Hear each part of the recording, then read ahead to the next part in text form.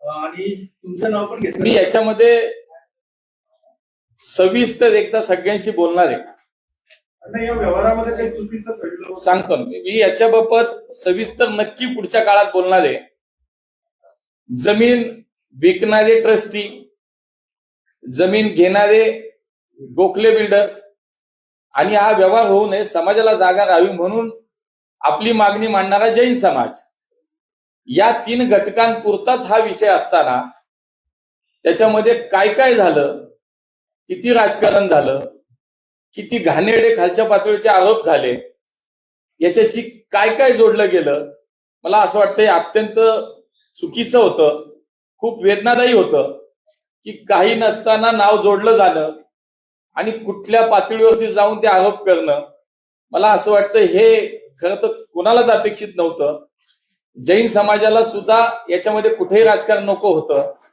सरळ स्वच्छ त्यांची भावना होती की जागा परत मिळावी, ट्रस्टच्या माध्यमातून पुन्हा येतात त्या ठिकाणी सामाजिक आणि विधायक उपक्रम राबवले जावेत.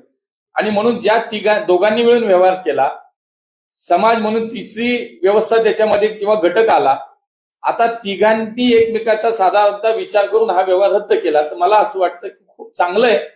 पण बाकी गोष्टी आता मला वाटतं न पाहता याच्यामध्ये हाच विचार केला पाहिजे की कुठंतरी एक त्याच्यामध्ये संघर्ष निर्माण झाला, मग बाकीच्या लोकांनी त्याच्यात नको ते स्वतःचे स्वार्थ साधून घेतले, तर ते आता सगळं थांबलंय.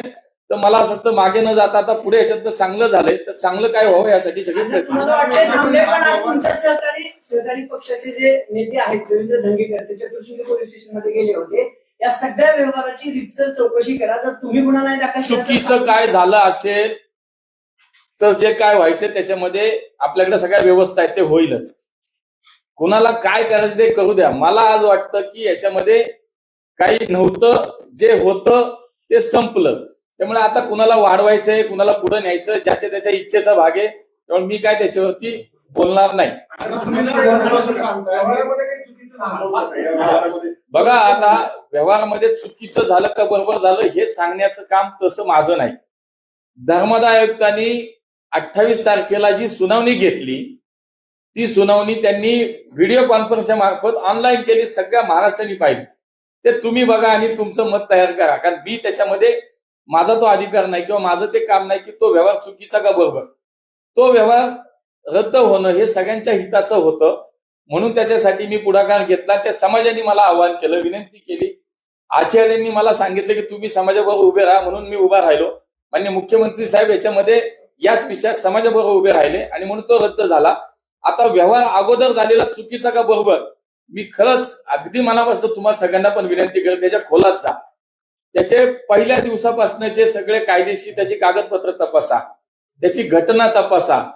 धर्मादाय आयुक्ताकडे असलेले अधिकार, ट्रस्टीकडे असलेले अधिकार आणि विकसक म्हणून त्याच्यामध्ये जे काही गोखले आले, या सगळ्यांचं जे काय घडलं त्याची सत्यता पुढच्या काळात मला असं वाटतं की खरं मी तुम्हाला सगळ्यांना आवाहन करेन की तुम्ही एकदा तपासा, त्याच्या खोलात तुम्ही सगळेजण नक्की जा. देश विदेशातील प्रत्येक घडामोडींचे लाईव्ह अपडेट मिळवण्यासाठी आता साम टीव्हीच्या सर्व सोशल मीडिया प्लॅटफॉर्मला लाईक, फॉलो आणि सबस्क्राईब करा. तसंच सर्व नोटिफिकेशनसाठी बेल आयकॉन प्रेस करायला विसरू नका.